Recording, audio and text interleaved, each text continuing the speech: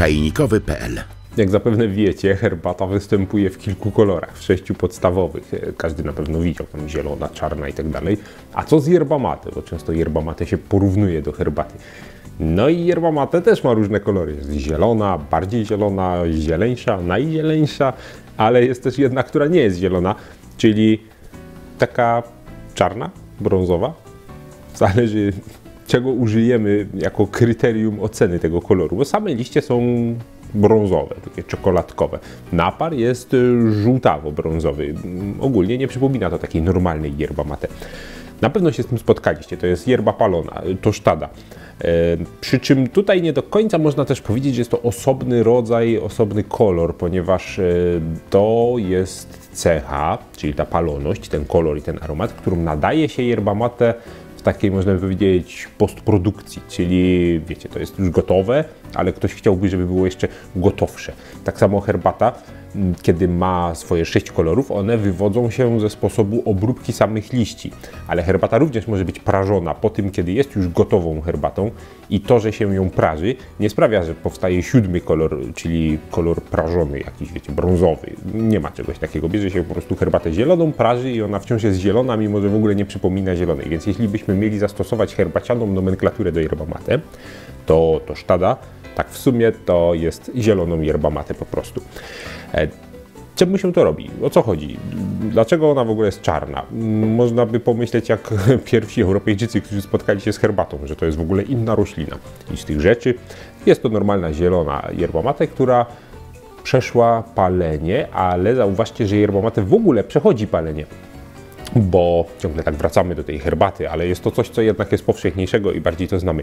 Jeżeli robimy herbatę, musimy zniszczyć enzymy, które mogłyby doprowadzić do zmiany koloru liścia i do powstania herbaty czarnej. Wtedy robimy zieloną. I to samo jest w yerba mate, tyle że tutaj robi się to inaczej. Te enzymy, które mogłyby utleniać liście, są zniszczone za pomocą ognia. Jest to bardzo taki spektakularny, można by powiedzieć, proces, ponieważ żywy ogień, płomienie dotykają liści yerba mate na bardzo krótko. Sprawia to, że powierzchnia liścia intensywnie się nagrzewa, niszczą się enzymy, a przy okazji liść się dezynfekuje. No i zostają zniszczone wszelkie ewentualne drobnoustroje, które tam na nim siedzą jeszcze z plantacji, prawda? Za to wnętrze liścia, gdzie są substancje dla nas cenne, korzystne dla naszego zdrowia i wrażliwe na wysoką temperaturę, one pozostają nienaruszone, ponieważ ta temperatura w ciągu tak krótkiego czasu nie dociera w głąb tych liściowych struktur. Więc można by powiedzieć, że yerba po prostu jest palona, bo jest to jej normalny etap produkcji. Tyle, że później ona przechodzi inne procesy i wygląda tak, czyli jest po prostu zielona. Nie do końca zielona, bo zauważcie, że gdybyśmy mieli świeży listek yerba mate, on byłby zieleńszy. Ona jest leciutko żółtawa. Jak się przyjrzymy, to widzimy, że nie jest to taka zieleń świeżej, żywej rośliny. Jeśli porównacie na przykład z brazylijską Chimarrão, to ona jest taka intensywnie zielona. No a taka yerba już nie za bardzo, ale też nie jest taka czarna jak ta. Znaczy, że kiedy mieliśmy już tą yerbę gotową, po prostu zaczęliśmy ją jeszcze raz podprażać. Ten przydługi wstęp zmierza do tego, że możemy zrobić to samemu w domu. Oczywiście nie jesteśmy w stanie robić tego przemysłowo, bo do tego są specjalne maszyny, które już taką gotową yerbę palą. I w sumie ja mówię palić, ponieważ no jakby to inaczej opisać, no ona jest prażona, przy czym mi się podoba słowo palenie, bo ono nawiązuje do kawy. Zauważcie, że kawa jest palona, to jest taka modna, ta zielona kawa, nie palona, prawda, ale jeżeli się ją pali, to ona właśnie z zielonej robi się taka. Ten kolor yerba mate przywodzi mi na myśl właśnie ziarna kawy.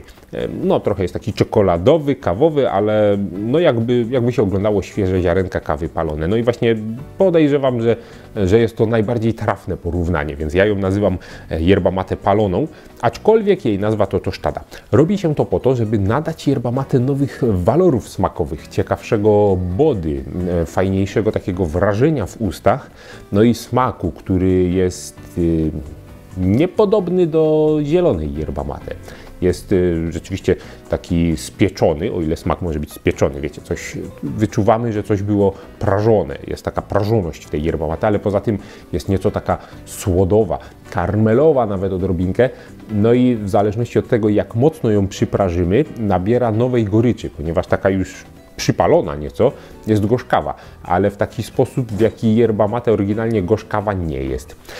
Więc cóż, prażymy. Robimy w domu własną yerba mate. Są na to dwie metody.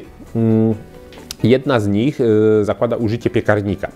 Po prostu bierze się yerbę, rozsypuje się na blaszce, wrzuca się do pieca, nastawia temperaturę odpowiednią, na ciasto można by powiedzieć, czyli tak jakoś około 200 stopni, no i trzyma przez odpowiedni czas.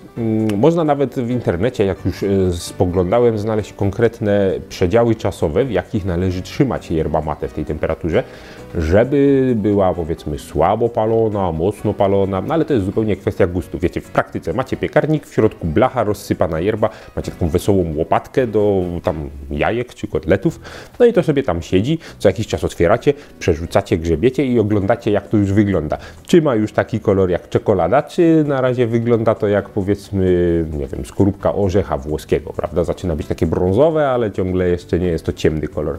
No i wyciągacie, kiedy chcecie. Zapach jest intensywny, nie może się pojawić zapach spalenizny. Druga metoda to patelnia, czyli po prostu robimy to na gazie. No i to trwa dużo szybciej, nie trzeba nagrzewać piekarnika, no i plus taki, że możemy zrobić mniejszą porcję. No bo jednak na blachę bez sensu wsypać 2 łyżki, no bo nagrzewamy sobie piekarnik, grzebiemy w tych 2 łyżkach, a tak naprawdę chcemy się raz napić. Więc tam warto od razu całą paczkę. Kiedy warto całą paczkę? A kiedy na przykład znajdziemy gdzieś tam sobie jakąś lekko przeterminowaną yerba mate, która już trochę zwietrzała. Pozwala to nieco odświeżyć jej aromat, bo nadaje nowego, kiedy yerba nam nie za bardzo smakuje. No jeśli nie będziemy jej pili, bo nam nie podeszła, no to warto ją uprażyć, zawsze zdążymy wyrzucić, a może się okazać, że prażona będzie fajna i jednak ją wypijemy. Także w tym celu. A jeżeli chcemy się po prostu napić, to warto zrobić mniej. Ja użyję po raz kolejny mojego ulubionego azjatyckiego urządzenia, w którym można również kawę prażyć.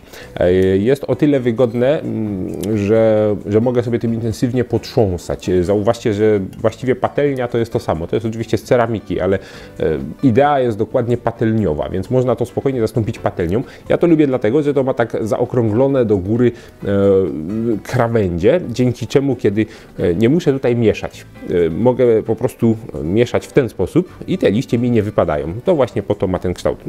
Kwestia wygody. Jeżeli coś takiego dorwiecie, to używajcie, bo fajne, ale zwykła patelnia w zupełności wystarczy. Przystępujemy do prażenia. Będzie trzeba oceniać po kolorze liści, czy jest już gotowe i czy jest to już efekt, na jakim nam zależy. Ja chciałbym zrobić coś, co będzie w miarę podobne do tej, czyli taką bardziej podprażaną. Użyjemy około takiej porcji, żeby się zaraz napić, tak na raz, czyli jak rozsypuję, ze 2 łyżki stołowe. To jest mate green, czyli ta europejska wersja brazylijskiej yerba mate. Dlaczego? Bo to też jest ta sama mate, tyle że palona, więc najłatwiej będzie osiągnąć coś podobnego. Uruchamiamy gaz. Może nie aż tak wielki.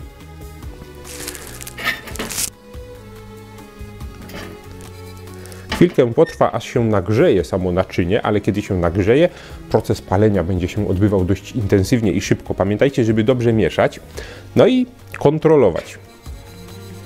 Kontrolować, co się tutaj będzie działo. Są przeciwnicy takiego palenia. Dlaczego? Bo rzeczy palone, smażone, prażone są niezdrowe.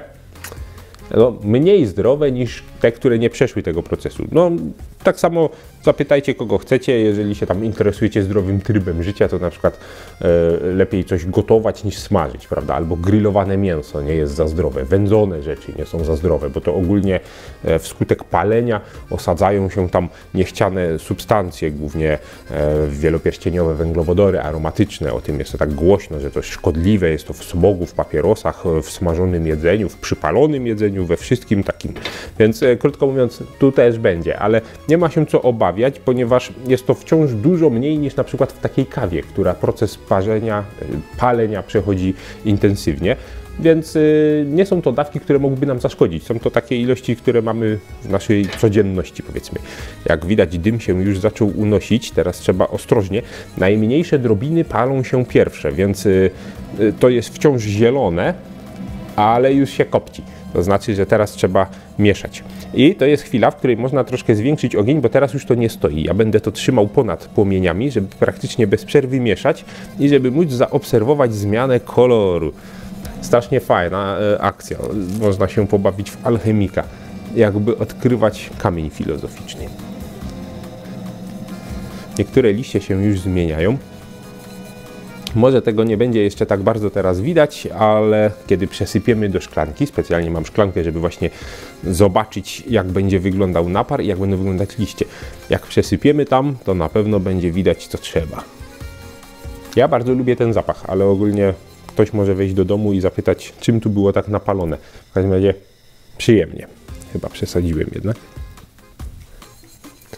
No i myślę, że jest trochę już palona yerba mate, taka, która jest już taka, powiedzmy, nisko prażona, ale my chcemy ją doprowadzić, no może się bezpiecznie uda do takiego etapu.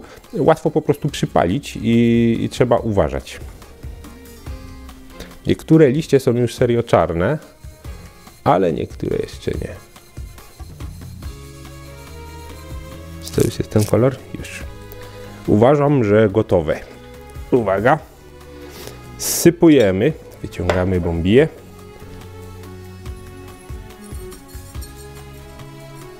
No, jednak widzę, że nie jest to do końca ten sam kolor. Można było chwilę dłużej.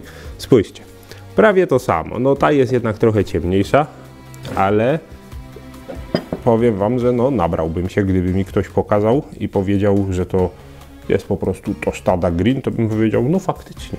A tymczasem ktoś to nic nie zrobił na patelni. Taki podstęp.